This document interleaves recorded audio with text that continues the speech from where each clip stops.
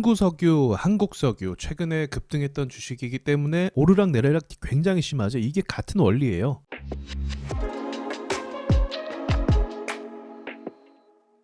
자, 가끔 차트를 보면 이렇게 미친 듯이 터는 주식을 발견하게 돼요. 흥구석유, 한국석유 최근에 급등했던 주식이기 때문에 많은 사람들이 잘 알고 있는 거죠. 이란과 이스라엘이 전쟁을 하기 시작하면서 국제 유가가 상승할 거라는 그 불안감 때문에 나름 좀 안정적인 흐름으로 올라갔어요. 사실 안정적인 흐름은 아니고 많이 흔들었거든요. 여기서도 결국은 그래도 추세를 살리면서 올라갔어요. 그런데 전쟁이 터지고 나서, 이슈가 터지고 나서 그 뒤로부터 급등을 했다가 급격하게 하락하는 이런 움직임을 보여주고 있습니다. 보통 주식에서 나오는 모습이 아니에요. 이런 모습이 왜 나오냐면 제가 자주 이야기하는 정치적인 것 때문에 그런 거예요. 정치적인 건 뭐냐면 사람의 말 한마디에 의해서 그냥 좌우가 되는 거죠. 이번에 이스라엘 이란 전쟁을 통해서 보셨겠지만 너 미사일 쏠 거야 말 거야, 쏠 거야, 나 더 강하게 나갈 거야, 이렇게 말 한마디에 의해서 선물 가격이 움직이고 그 선물 가격에 의해서 관련된 주식들이 움직이게 되는 그런 현상을 말하는 거예요. 예상할 수가 없는 거죠. 대표적인 게 러시아 우크라이나 전쟁이었죠. 러시아가 전쟁을 할 거야, 근데 많은 군사학자들이 전쟁할 수 없을 것이다, 비용이 너무 많이 든다 라고 이야기했지만 전쟁을 실제로 시작하게 됐어요. 그런 부분은 예상할 수 없는 거예요. 그래서 말 한마디에 좌우되는 그런 주식들이 이제 정치적인 성향을 갖고 있다라고 볼 수 있는데 그게 포함되는 주식인 거죠. 그래서 이런 주식의 특징은 예상이 좀 어렵습니다.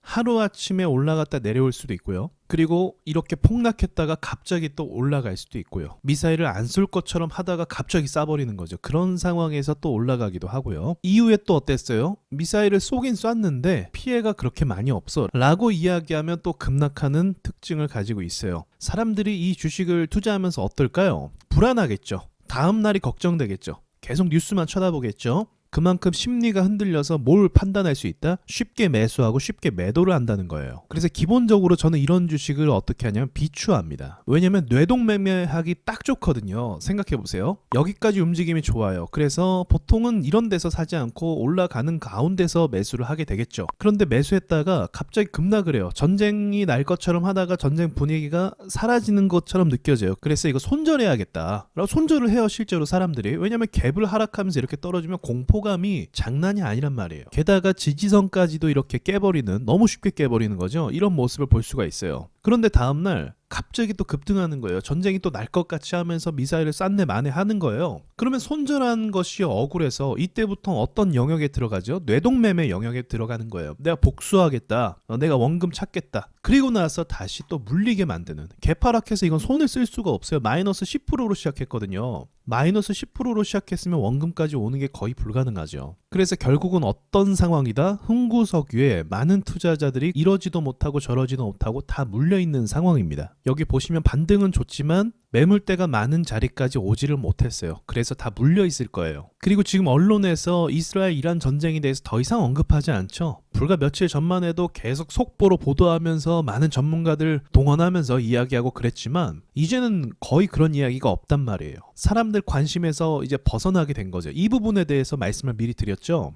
전쟁 이슈는 정치적인 거고 과거에도 그랬어요. 이스라엘 하마스 때도 한 달도 채 못 가서 관심에서 사라졌고, 그리고 러시아 우크라이나도 좀 이슈가 크긴 했지만 3개월을 못 가고 그냥 이슈가 사라졌어요. 그들은 여전히 전쟁 중인데도 말이죠. 언론에서 보도를 해주냐 안 해주냐에 따라 사람들의 관심도가 달라지는 거예요. 그래서 이렇게 정치적인 거, 선물 가격에 의해서 좌우되는 거, 말 한마디에서 뒤집히는 거, 그러니까 금리에 관련된 것도 그런 거죠. 금리를 내리지 않겠어 라고 얘기하면 그걸 누가 예상할 수 있습니까? 그래서 그렇게 좌우되는 종목들은 가능하면 여러분께서는 좀 피하시는 게 좋아요. 그러니까 매수를 안 하는 게 좋다는 거죠. 공략할 수 있는 방법이 딱 한 가지 있긴 있어요. 그게 뭐냐면 팁을 하나 드릴게요. 뉴스가 나와요. 속보가. 그러면 속보가 나온다는 건 굉장히 중요하다라는 거죠. 그리고 나서 속보가 나온 뒤에 후속 기사가 또 나와요. 그럼 이게 어떤 원리냐면 어쨌든 뉴스에서 크게 때렸으면 이 뒤에도 사람들이 관심을 가질 만한 내용일 거고 또다시 어떠한 내용을 이야기한다는 거죠. 그래서 분위기가 한 보름 정도는 가는 특징을 가지고 있어요. 자, 과거에 GSE도 석유 관련 종목이죠. 이 종목도 어때요? 한 달 정도 또 보름 정도는 가요. 오르락내리락 굉장히 심하죠. 이게 같은 원리예요. 정치적인 것 때문에 그런 거죠. 자, 제주은행은 또 어때요? 파월이 또 금리 가지고 태클을 거니까